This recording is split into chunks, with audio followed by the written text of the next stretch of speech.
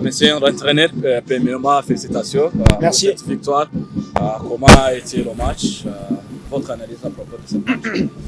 C'est typiquement un match piège de coupe que l'on voit dans tous les championnats du monde, même en Europe, même en Angleterre, même récemment, on l'a vu avec Monaco en France, où on est sur un terrain qu'on n'a pas l'habitude de pratiquer, avec un temps pas super, à 15 heures, face à une équipe de D2 qui est surmotivée.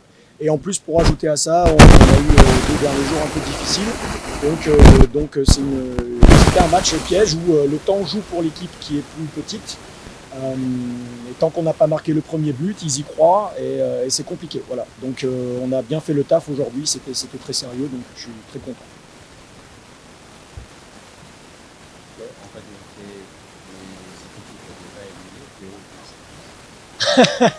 Tu es très optimiste, toi. Non, elle n'est pas éliminée, non. 2-0, non. Le tour précédent, Rayon avait gagné 4-0 et puis perdu 2-1 au retour, même si c'est vrai qu'au retour, on avait modifié l'équipe, on avait donné du temps à ceux qui ont peu de temps de jeu. Mais le match retour, on va le jouer à fond. La pire erreur, c'est de croire qu'on est qualifié. Vous venez de jouer les 2 matchs contre les 2 équipes de la deuxième division. Comment analysez-vous les 2 matchs des équipes de la deuxième division par rapport au premier? Ouais, les deux. Alors, bon, le premier match que j'ai fait, auquel tu fais référence, c'était pas un match qu'on peut analyser puisque justement, je le dis et je le redis, on a donné du temps de jeu, on a mis titulaire des joueurs qui n'ont pas l'habitude enfin, pas assez de temps de jeu. Donc, on n'était pas une équipe, comment dirais-je, 100% motivée et impliquée. Beaucoup de nos joueurs pensaient qu'à 4-0, c'était déjà qualifié, donc on n'a pas joué à fond. Donc, j'ai du mal à analyser ce match-là. Sur ce que j'ai vu aujourd'hui, c'était une équipe tenace qui a des certitudes, qui a éliminé Moussanzais, donc c'est forcément une bonne équipe. Et après, j'ai jamais vu de match de D2, donc je ne vais pas me prononcer. Mais sur ce match-là d'aujourd'hui, c'était pas facile, donc voilà. Vous venez de dire que les 2 premières sont des jeux difficiles. C'est parce que vous avez perdu les jeux par le football? Oui, mais c'est surtout à cause de tous ces trucs médiatiques. Des choses qu'on ne maîtrise pas, donc il y a des choses qui sont fausses, on a envie de répondre, mais on ne le fait pas.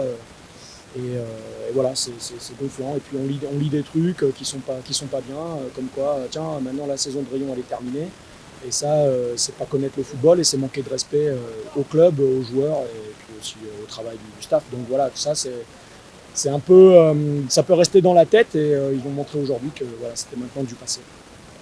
Mais comment expliquer un commentaire de Rayon Sport après le départ de Vumbu et qui était impliqué dans 90% des buts que l'équipe a marqué?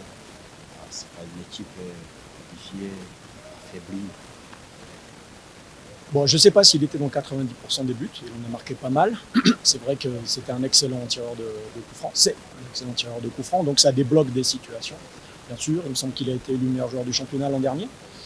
Si c'est faux, la personne qui m'a dit ça m'a menti, mais c'est ce qu'on m'a dit. Okay. Donc forcément, oui, c'est une perte, mais le sport, les leçons du sport, pourquoi les gens du quotidien viennent voir des sportifs? C'est pour voir des gens admirables. Et les sportifs, ils doivent avoir, au-delà d'un physique au-dessus des gens normaux, ils doivent avoir un mental au-dessus des gens normaux. Donc quand arrive un obstacle, quelque chose d'imprévu, il faut montrer qu'on surmonte ça. Et on doit être plus fort que les petits problèmes comme ça. Voilà, donc c'est un obstacle et il faut le surmonter, c'est tout. Voilà, donc maintenant c'est du passé. Depuis que je suis arrivé, on a perdu le capitaine, on a perdu Ojira, maintenant c'est Luvumbu. J'espère que ça va s'arrêter là. Mais à chaque fois, on surmonte comme ça. Et puis, moi, je suis français. Si je te prends l'exemple, par exemple, de 98 ou de récemment 2018, l'équipe de France va en finale, gagne la Coupe du Monde avec des joueurs qui étaient hyper forts, absents, comme Cantona, Ginola, Benzema. Donc moi, dans ma culture française, le club, l'équipe, c'est supérieur à un individu. Voilà. Donc on sait ce qu'on va perdre. On n'est pas bête. On sait ce qu'on perd en perdant le Vumbu. Mais on va peut-être gagner des choses aussi. Voilà. C'est bon. Et comment il a décidé de Mitima? Mitima avait mal à la tête. C'est pas grand chose. Juste mal à la tête et il voyait, il avait un peu la tête qui tourne et des troubles. Donc on l'a sorti par prévention. Coach, on peut espérer, toujours vous avez, c'est-à-dire que vous avez la confiance de gagner la coupe, même si vous venez de perdre 4 jeux dans la première équipe. Oui, bien sûr. Bien sûr que tant que j'aurai 11 joueurs à aligner, on pourra gagner les matchs. Avec la coupe, Bien sûr. le match, ça ne dit pas que ça ne signifie pas gagner la coupe. Oui, bah, il nous reste 4 matchs maintenant pour la gagner, cette coupe. Voilà. À nous de faire le maximum, mais je pense que les joueurs sont très motivés parce que c'est le chemin le plus court pour jouer la Coupe CAF. Et en championnat, on est 6 points derrière, donc on va aussi tout faire pour gagner ce championnat. Mais le moyen le plus court d'aller en Coupe CAF, ce que moi je veux, ce que le club veut, ce que les joueurs veulent, c'est d'aller gagner cette coupe. Et en plus, c'est notre titre, il faut le conserver. Ça vous va? Merci.